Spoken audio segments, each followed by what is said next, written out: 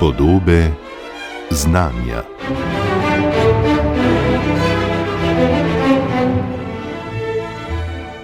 O pomenu ravnovesja mnogo slišimo, kadar beseda teče o našem splošnem počutju in zdravju. A tudi za naše celice je ravnovesje snovi, ki so v njej, izrednega pomena.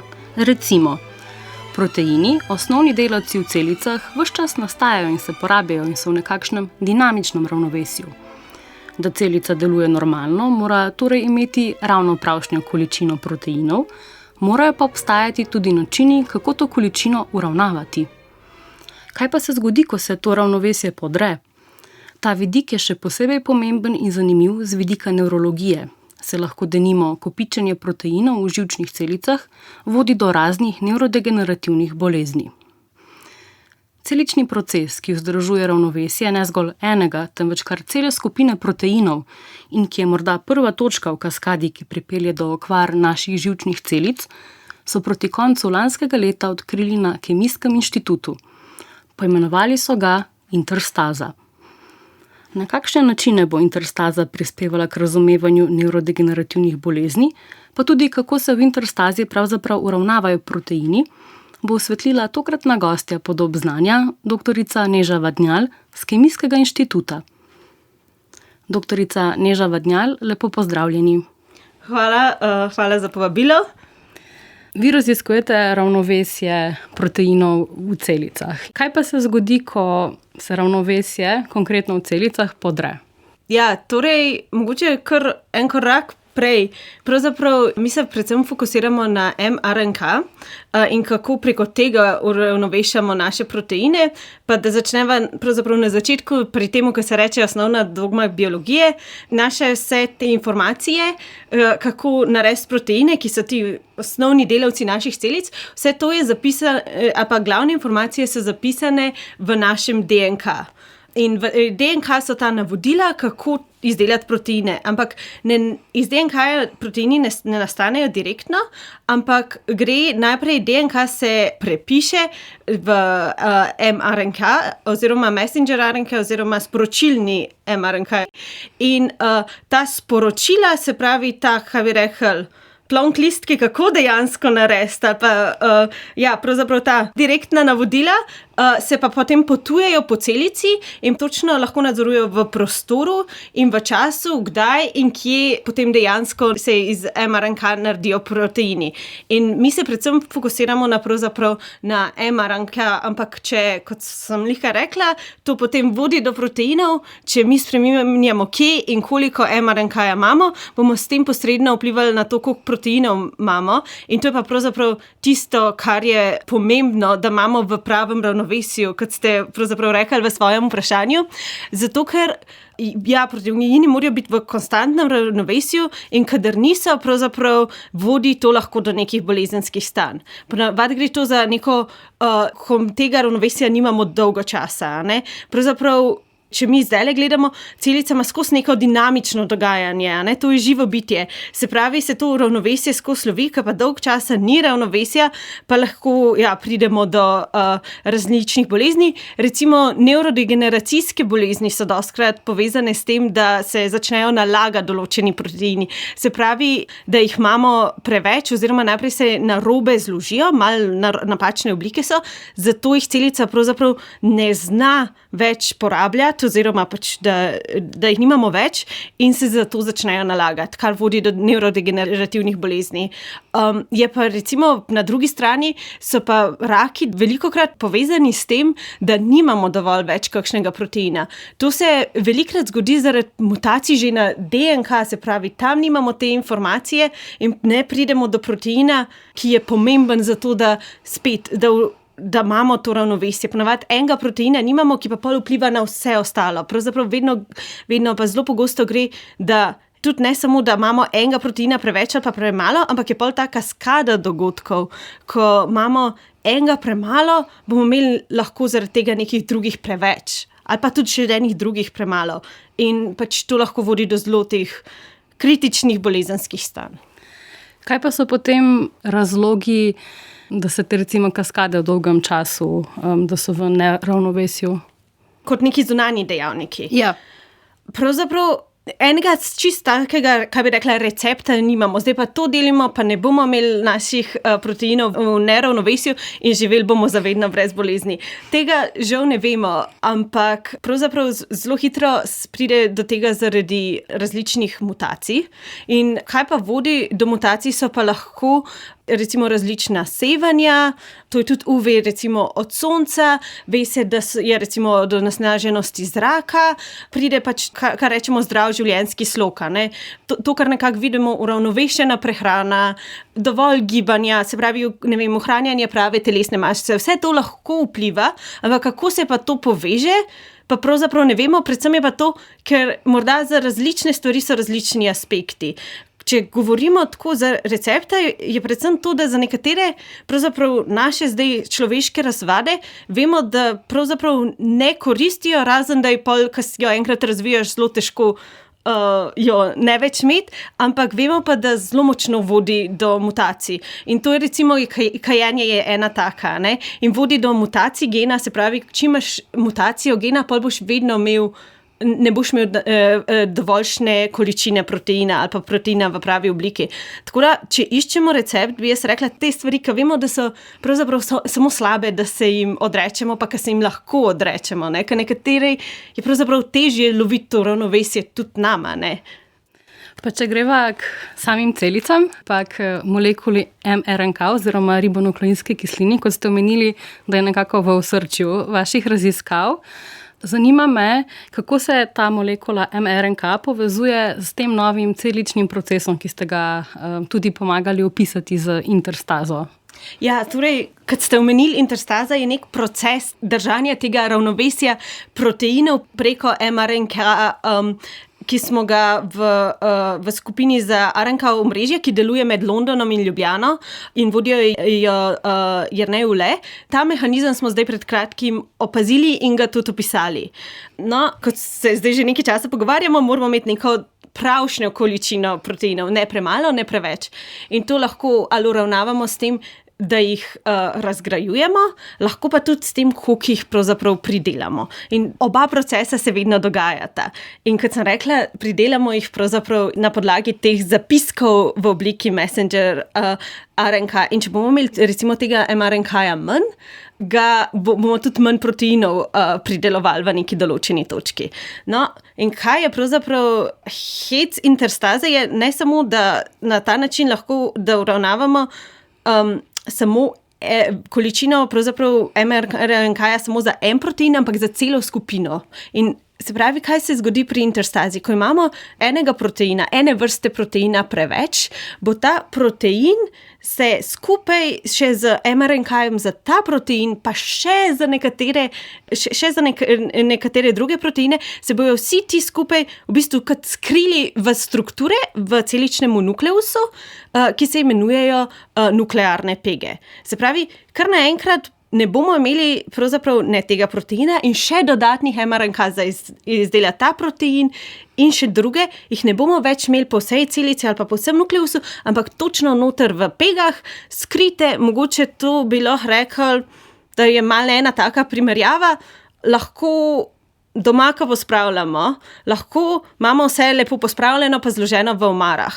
Lahko pa dostikrat imamo kje kakšno škatlico ali pa kakšen odprt predal, kjer sam na hitro noter namečemo, pa to ne leži vse po prostoru, je pa tam na dosegu roke, zelo hitro lahko ven potegneš. In na nek način bi jaz primerjala nuklearne pege s tem. Noter hitro skrijemo mRNK-je, zdaj pa tam stojijo in čakajo, lahko se spet sprostijo, če jih bomo rabili, lahko se sproščajo postopoma, lahko kar naenkrat vse ven vzamemo, če jih rabimo, lahko pa tudi so tam in gremo proti pol razgraditvi. Ampak zelo dinamično se hitro not, ker imamo mi obiske čez 5 minut, pa sam namečemo in pol sproti vidimo, kaj bojo nadaljnji procesi. Zdaj ste zelo podrobno opisali, doktorica Neža Vadnjal, kaj se dogaja v celici, kako se ti proteini premikajo v celično jedro, ampak zakaj pa sploh grejo ti proteini v celično jedro in mRNK?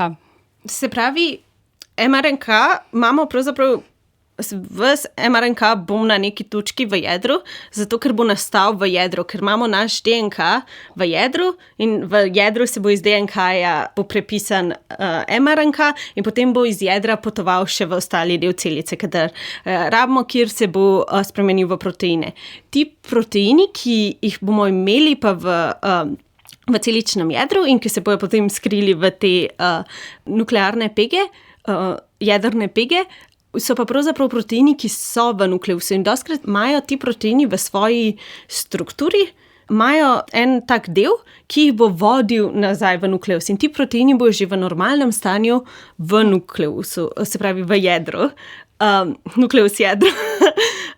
Ista stvar, ponavadi bojo že tam, samo bojo nekako vse povsod v jedru, ne bo, njihova primarna lokacija ne bo v pegah. Tako da v jedru že bojo, samo kaj bo pač preveč, ker se bo ta interstaza vzbudila, bojo pa šli v pege. Kakšen proces potem sploh je ta interstaza, to, o čemer se pač pogovarjava? To je pravzaprav regulacija tega, koliko proteina in mRNK-ja ima celica na voljo, da z njimi dejansko dela in izvaja procese preko teh peg, ampak predvsem je pa tukaj mogoče pomemben ta koncept kondenzacije v celici. In tukaj iz fizikalnega vidika gre tukaj za kondenzacijo, kar jo poznamo v vsakdanjem življenju, da se v določenih pogojih, da se neke molekule združijo skupaj. Zakaj je pa to mogoče v celici pomembno? Kondenzacija je bila opažena že v preteklosti, ampak recimo šele v zadnjih 10 letih pa je bila bolje opisana, skarakterizirana tudi iz tega fizikalnega procesa in tudi v zadnjem obdobju se šele ugotavlja, zakaj je ta kondenzacija v celici pomembna. Pri 10 letih, ko so ugotovili, da je pravzaprav to fizikalni proces kondenzacije, je bilo iz tega vidika kar zanimivo, ker se ni mislilo, da se to lahko v celici dogaja.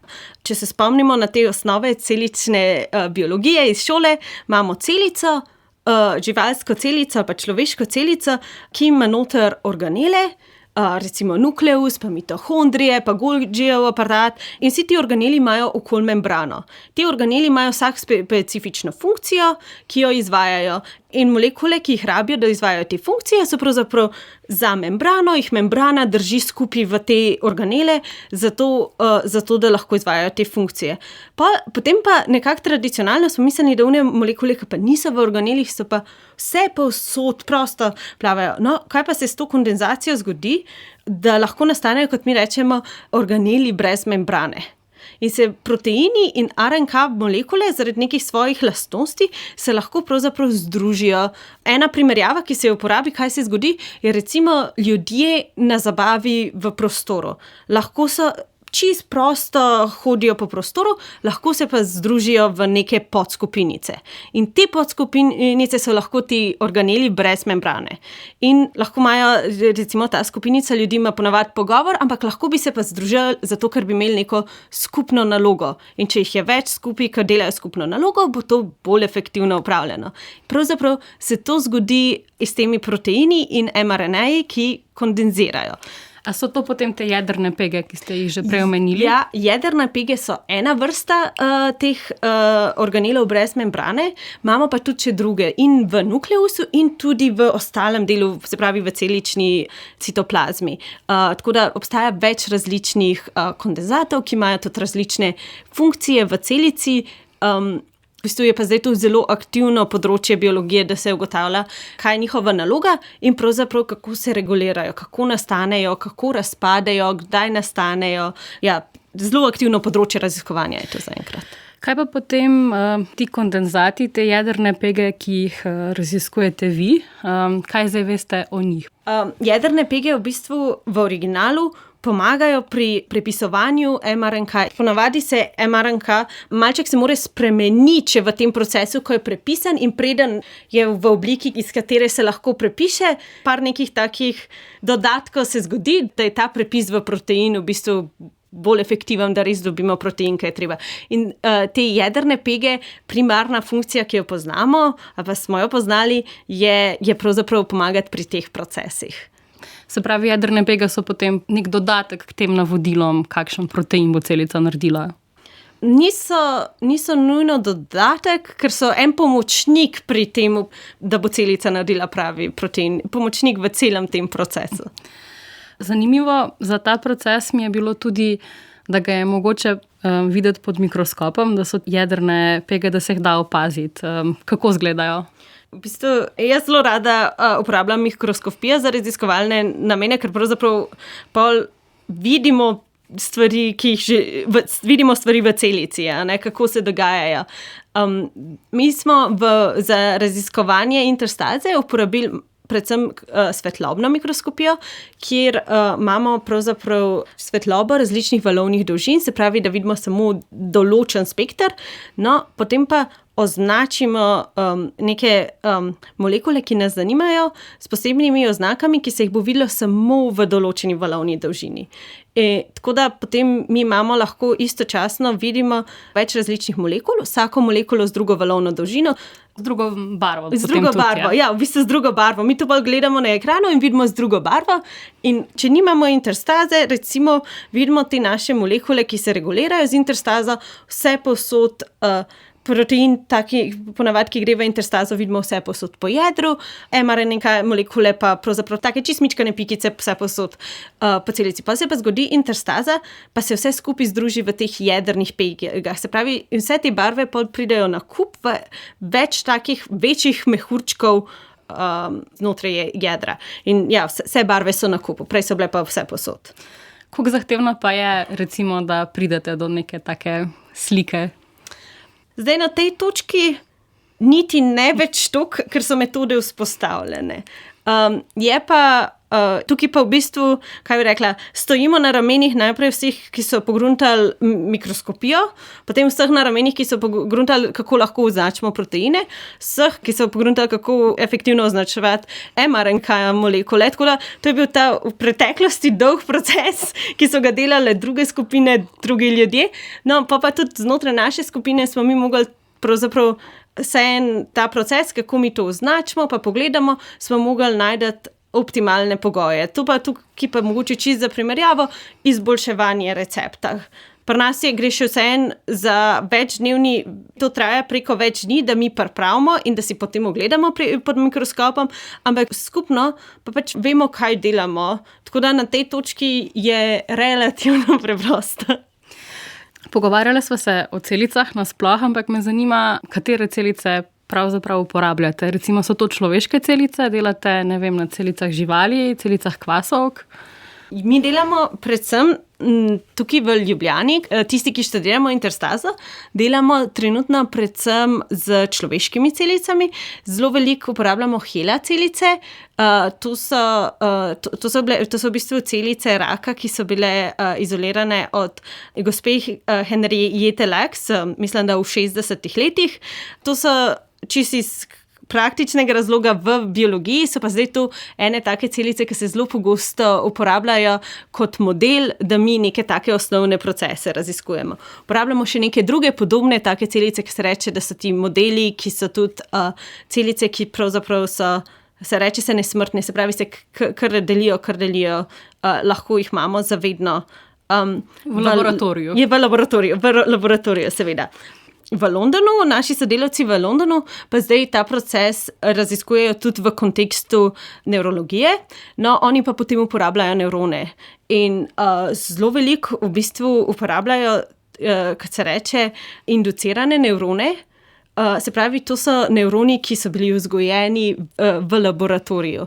Niso bili izolirani iz živali ali pa iz človeka, ki pač je že umrl in doniral, kar zelo pomembno za raziskave, ampak zdaj uporabljajo tehniko, da jih pravzaprav razvijajo iz enega drugega tipa celice v laboratoriju, kar je tudi, bi jaz rekla, en pomemben preskok za znanost, ker to pomeni, da dosti več raziskav se lahko pravzaprav naredi v nevronih, kot se je včasih.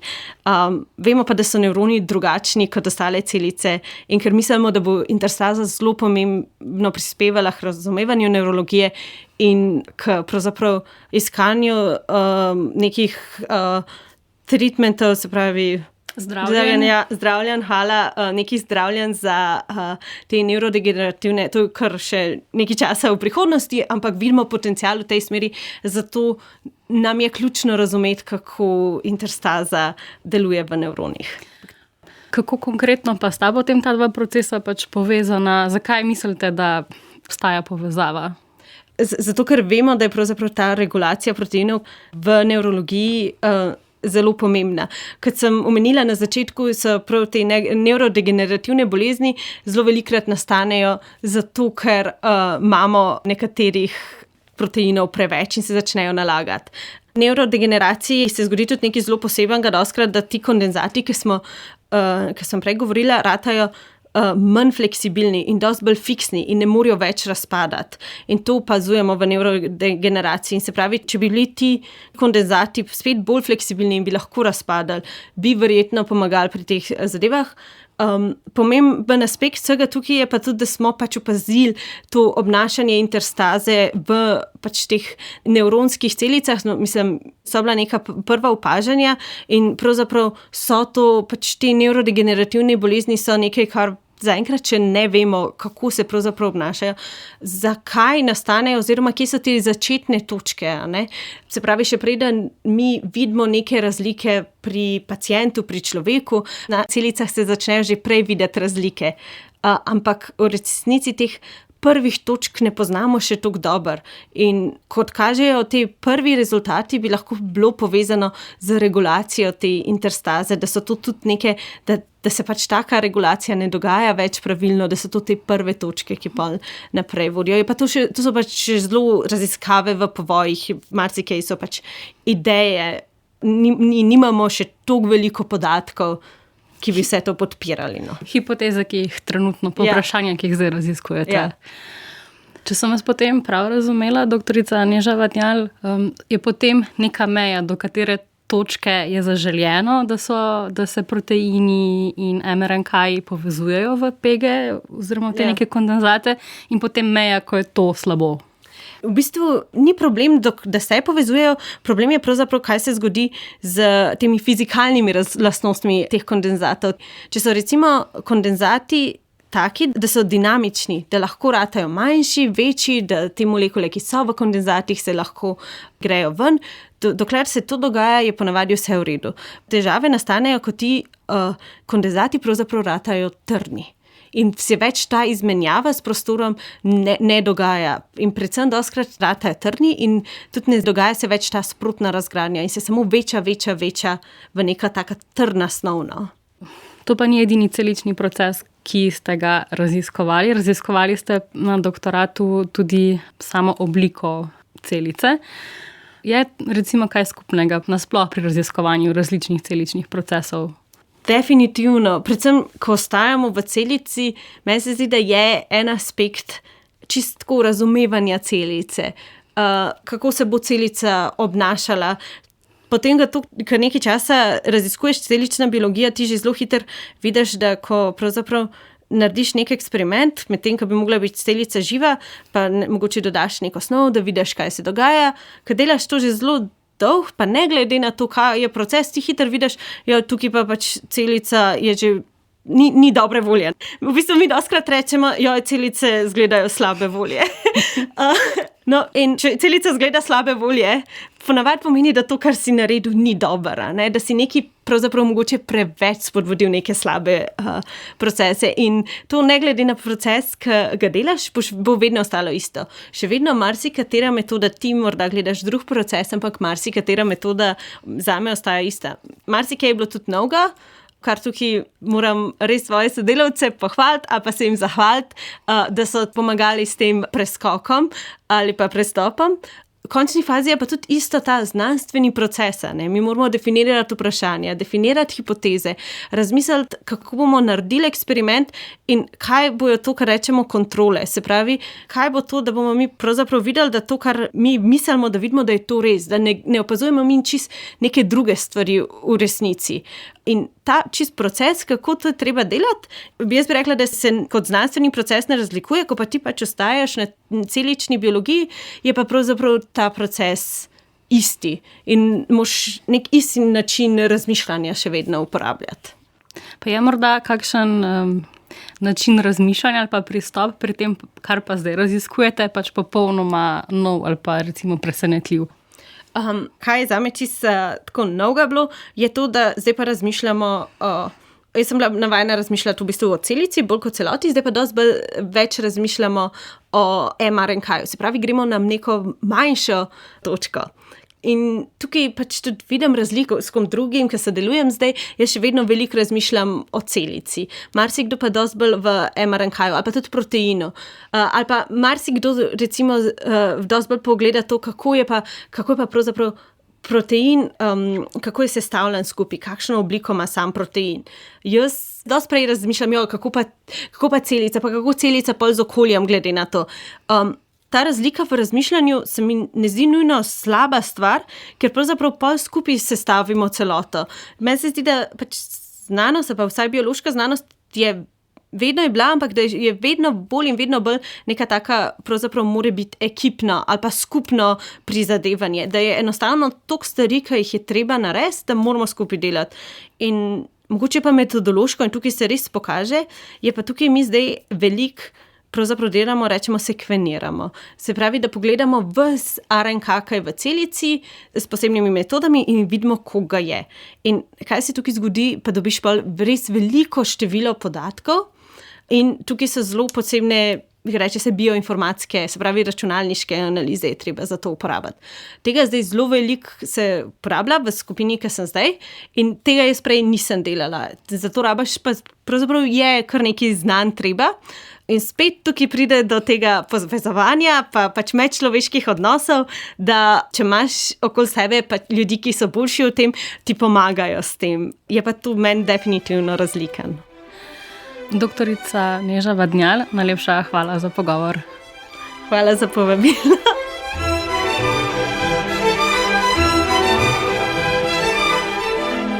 Podobe znanja. Z doktorico Nežo Vadnjal z Kemijskega inštituta sem se pogovarjala Klara Jurečič. Za zvok je skrbela Mirta Berlan.